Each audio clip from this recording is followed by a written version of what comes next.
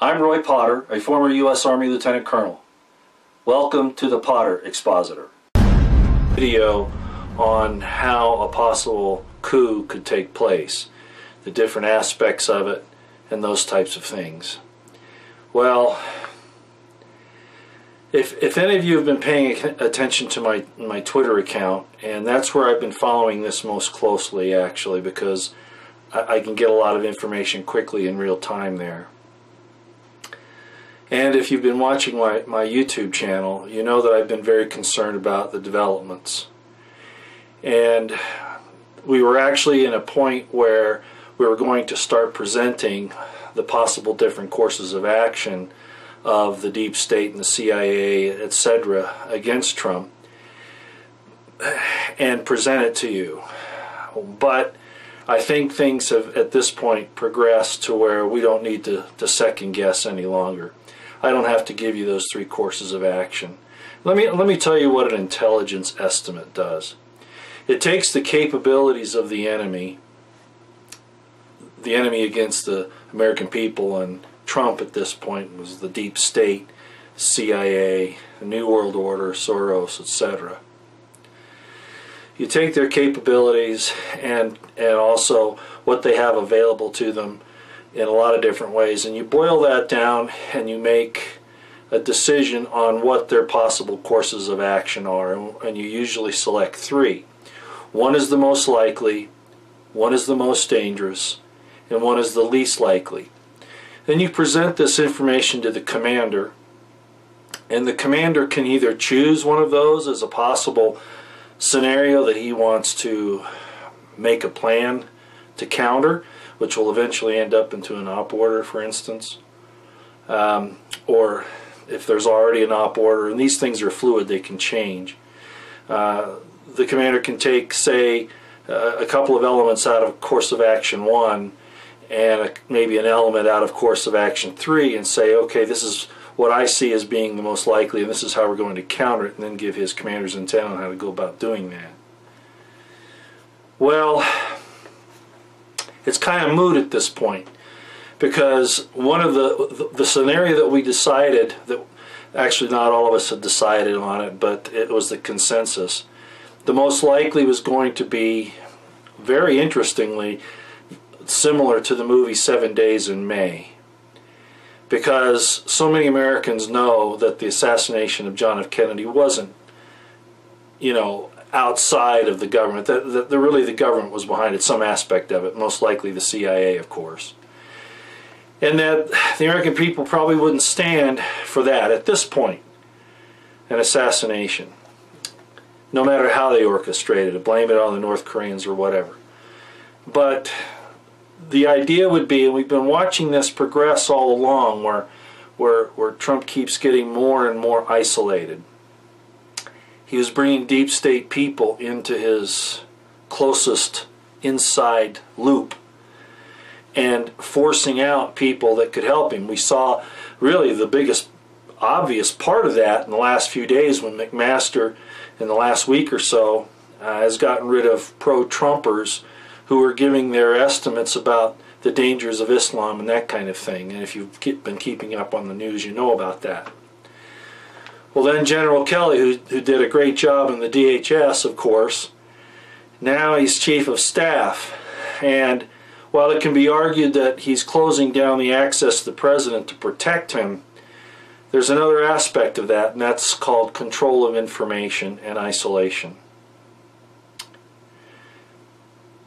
So at any rate, there were a lot of things that were going on, and we decided that with Trump signing the Russia sanctions bill, that in effect that was Trump signing a terms of surrender. That's really what it comes down to. And if you look at how that came about, if you look at the people in the Congress that push this, that want war with Russia, that's going along with the military-industrial complex and the deep state. Not what the American people want. Certainly not necessary from the standpoint that Russia is really an enemy. The fact that the Chinese president did exactly what I said he would do many months ago, I said that when he was at Davos last year, he promised that he would get the United States, and particularly Trump, back into the New World Order, that he would do that into the globalization plan. And he basically fed Trump information he would help him with North Korea and then dropped it at the last minute. So everything that we've been talking about, how Trump would be played, has happened. And I would like to think that Trump is superbly intelligent, tactically proficient, etc., but he's a businessman. And not having the support of the military and of his intelligence communities, they've worked against him to Trump's detriment, if in fact he wasn't a player in this all along, and certainly against the American people. So basically there are three phases to a coup: phase 1, phase 2, phase 3, and they go by different names depending upon who you look at, who's discussing these things.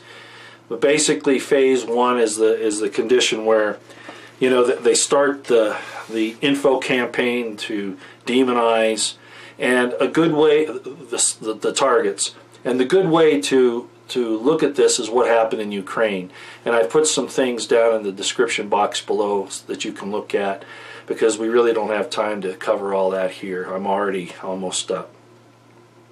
Then we have phase 1 and phase 2. And right now we're pretty much in phase 2. I'm afraid that we're about ready to go into phase 3, which is the transition phase. Like I said, the signing of the Russian sanctions bill was in effect a terms of surrender by Trump, and he says he signed it even though it had some very bad parts to it. Well, he shouldn't have done it. But so I'm not going to have a mechanics of how this coup is taking place. You're watching it happen now, and it's mostly over the heads of the American people. And there's no sense in me going to any detail for the few people that I have to talk to. I have given you the links below to look at. Suffice it to say that I'm very worried about Trump and his family. If Trump was not involved in this entire thing, this entire situation to fool us into complacency, he's in very great danger, and I feel really, really bad for his wife Melania, his kids, his grandkids, everybody. So much so that I can almost not contain it. And himself too. I'll just say this much from this point on, and then I'll close. Again, I don't know if I'm going to do any more videos, because really we're at that point now. What's going to happen? What are people going to do? Let me tell you what the possible outlooks are from this point in the transition phase. We already have people who have taken over the power in the White House: McMaster, Kelly, and Mattis, and certainly they have ties to the CIA. It's just the way it is. And they answer to Petraeus, who is part of the deep state and the New World Order. So the power's there. The decision-making has basically been taken away from Trump, despite all appearances and everything else that's going on. Okay? Now they have a situation where they have the symbol of the perfect law of liberty, of independence, American independence, of American sovereignty, in the person of Trump and his family. In my personal opinion, I don't think they can allow that to remain. Maybe the defamation will be sufficient in their minds that they can discredit Trump enough that that's all they need, and because killing him or otherwise doing away with him would bring more attention to what's really happened. But these people don't think like us. I had a person tell me a long time ago, he said to me, you know, Roy, people don't think like you do, so I have to make an effort to think like the enemy. And it's served me well in my professional career, both in the police and in the military. Professional, razor-sharp understandings, personal not so much. But I don't think they can leave him alive. Maybe not even his family.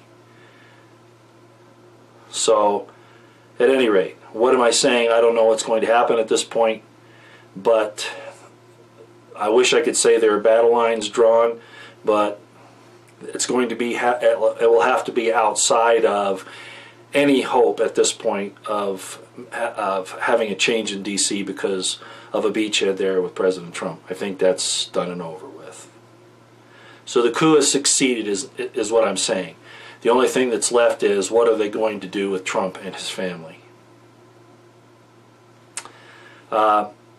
They will turn on the American people, the deep state will, because we're actually the ones that put Trump in. He is the symbol of how we feel. So they're going to want to destroy that. So look for some very bad things to happen. They're going to unleash some very bad things against us to teach us a lesson not to ever stand up to them again. I think, of course, it's going to go the other way. They're going to find out that, in fact, the people are going to stand up, because the light of God is still getting to us despite their efforts, as I said in one video, their technological efforts and their technocracy efforts to keep us from getting that spiritual communication. It's going to happen because God is more powerful than anything that they can do. But this is the great divide, the great testing time. Spirit of Christ, if you want to call it that, the return of Christ will, and some Christians may not like this, but it's going to first be evident in the people that show that in their daily lives, and in having the discernment of spirit to know the difference between the good and the evil, and to act accordingly. All right, I guess that's going to be it.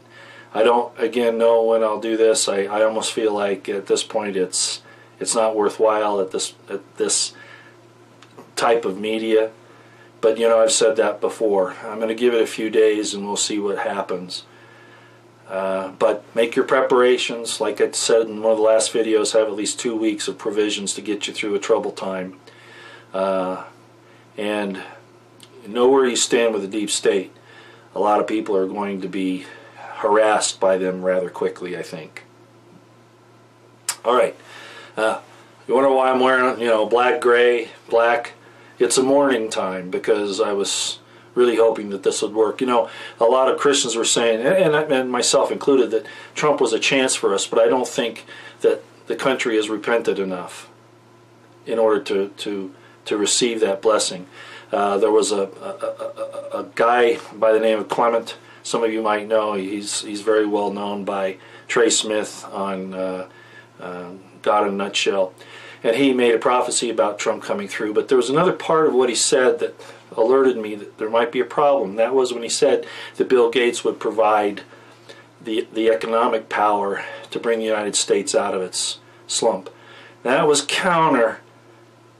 That was kind of like, okay, that's a problem for me. So I realized that there might be a little bit more or less, depending upon how you look at it, about these prophecies considering about Trump. This was on Trump's shoulders to either take it and run with it completely or not. And apparently he's decided not. Enough for today. Hope I didn't shatter any dreams. We have to look at this realistically, as I've said all along. The rhetoric that we were hearing did not match what I saw going on the ground. And intelligence officers must do that. Even though it's unpopular, a lot of people want to just, you know, Trump, you know, and all of that, but not look at the reality. So Mike Cernovich had it right, and I think we need to pay attention to what he's saying at this point. Not that we can turn things around, but we have to understand the enemy.